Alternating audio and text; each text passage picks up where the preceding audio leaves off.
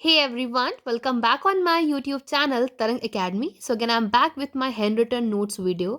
आज के इस वीडियो के अंदर मैं आपसे बात करने वाली हूँ फेशियल नर्व पाल्सी के बारे में, जिसको बेल पाल्सी भी कहा जाता है। ये बहुत ज़्यादा इंपॉर्टेंट है, एग्जाम्स में बहुत ज़्यादा पूछी भी जाती है। सो लेट गेट स्टार्ट।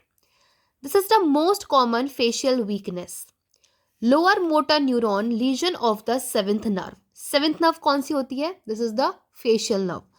तो क्या होता है कि जो सेवेंथ नर्व है, मतलब जो फेशियल बोन है, उसके लोअर मोटर न्यूरॉन में लीजन हो जाता है, जिसकी वजह से होती है Bell's palsy. More common following. तो किस किस कंडीशन में किन किन लोग, कौन कौन से लोग प्रोन है इसके लिए? तो मोर कॉमन उन लोगों में होती है जिनको अपर रेस्पिरेटरी ट्रैक्ट इन्फेक्शन हुआ हो, या ड्यूरिंग प्रेगनेंसी, या जो डायबिटिक पेशेंट हो, या जिनको हाइपरटेंशन हो। तो चार ऐसे लोग हैं जिनमें मोस्ट कॉमनली बेल्स पाल्सी हो सकती है। The lesion is within the facial canal. तो जो ये लीजन होता है लोअर मोटर न्यूरॉन में, वो होता है with in the facial canal. Symptoms क्या क्या आते हैं? यूजली डेवलप सब actually over a few hours. तो यूजली ये जो सिम्टम्स हैं ये कुछ ही घंटों में आने स्टार्ट हो जाते हैं। With pain around the ear preceding the unilateral facial weakness. So patient को पेन फील होगा उसके कान के आसपास में। एंड शुरुआत कैसे होगी? विद द यूनिलेटरल, मतलब एक साइड में फेशियल वीकनेस से स्टार्टिंग होती है बेल्स पाल्सी की। Patient is often describe face as numb. तो पेशेंट जो है वो क्या बताता है कि फेस मेरा नम्ब सा हो गया है, सुन्न हो गया है, but there is no objective sensory loss. But वहां पर कोई सेंसरी लॉस नहीं होता है एक्सेप्ट द टेस्ट। ठीक है, टेस्ट में आ सकता है कि उसका लॉस हो गया हो, टेस्ट सेंसेशन नहीं आ रहे हो, अगर if the chorda tympani is involve. तो अगर कॉर्डा टेम्पनी इन्वॉल्व है तो ऐसा हो सकता है कि पेशेंट को टेस्ट ना आए। उसके अलावा और कोई सेंसरी लॉस नहीं होता है, एंड पेशेंट आपको बताएगा कि मुझे कुछ सुन्न सा या कुछ नंब सा फील हो रहा है फेस पर। नेक्स्ट, हाइपर एक्यूसिस में occur if nerve to stapedius involve. अगर ये जो नर्व है, nerve to stapedius, stapedius the muscle of ear, तो अगर ये नर्व इन्वॉल्व है तो इसमें क्या होगा? हाइपर एक्यूसिस।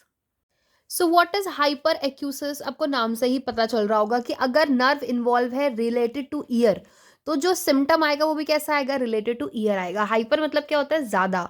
तो हाइपर एक्यूसिस का मतलब ये है कि जब पेशेंट को बहुत ज़्यादा लाउड साउंड सुनाई देने में परेशानी हो, उसको लाउड साउंड पसंद ना हो, उससे ज़्यादा सेंसिटिव हो जाए कुछ पर्टिकुलर साउंड से, कुछ लाउड साउंड से, तो उसको कहेंगे हाइपर एक्यूसिस।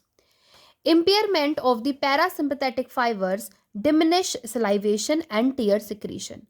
तो अगर पैरासिम्पथेटिक फाइबर्स का इम्पेयरमेंट है तो हमें सलाइवेशन भी कम दिखेगा एंड टीयर सिक्रीशन होगा। Now if we are talking about some treatment points, so let get start. Glucocorticoids improve recovery rates. So जो ग्लूकोकॉर्टिकॉइड्स हैं वो इम्प्रूव करता है रिकवरी रेट्स को if start within 72 hours of onset, but antiviral drug not effective. अगर glucocorticoids को within 72 hours दिया गया है अगर पेशेंट को, तो इम्प्रूव हो सकती है कंडीशन। अदरवाइज एंटीवायरल ड्रग जो है वो इसमें इफेक्टिव नहीं होंगी। आर्टिफिशियल टीयर अप्लाइड, इसमें क्या किया जाता है? आर्टिफिशियल टीयर्स अप्लाई किए जाते हैं। Why? Regularly to prevent corneal drying. Cornea जो है वो सूख ना जाए, इसीलिए आर्टिफिशियल टीयर्स जो हैं वो अप्लाई किए जाते हैं। क्योंकि अभी आपने पढ़ा है, प्रीवियसली भी मैंने आपको बताया था यहाँ पर कि impairment of the parasympathetic fibre, अगर पैरासिम्पथेटिक फाइबर का इम्पेयरमेंट हो गया तो जिसकी वजह से सलाइवेशन भी कम आ रहा है एंड टीयर सिक्रेशन भी डिमिनिश्ड हो गया है।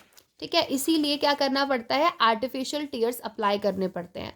Patient unable to close the eyes should be refer to ophthalmologist. अगर पेशेंट आपको ये बता रहा है कि आंखें बंद करने में परेशानी हो रही है, it's unable to close the eyes, so उसको ऑप्थेल्मोलॉजिस्ट के पास रेफर कर देना चाहिए। About 80% of the patients recover spontaneously within 12 weeks. तो जो 80% ऑफ पेशेंट्स होते हैं वो अराउंड 12 वीक्स, मतलब कि 3 मंथ्स में ठीक हो जाते हैं। प्लास्टिक सर्जरी में be considered for the facial disfigurement after 12 months.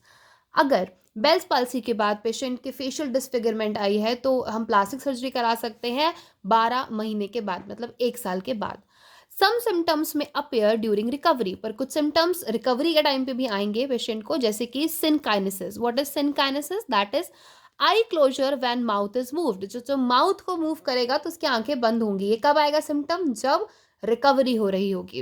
And crocodile tear, that is tearing during salivation. तो जब वो सेलिवेशन कर रहा है उस टाइम पे टीयरिंग हो रही है। Okay, so I hope this video helps you a lot to understand this topic Bell's palsy. मैंने यहाँ पर जितना भी इंपॉर्टेंट पॉइंट था वो कवर करने की पूरी कोशिश की है।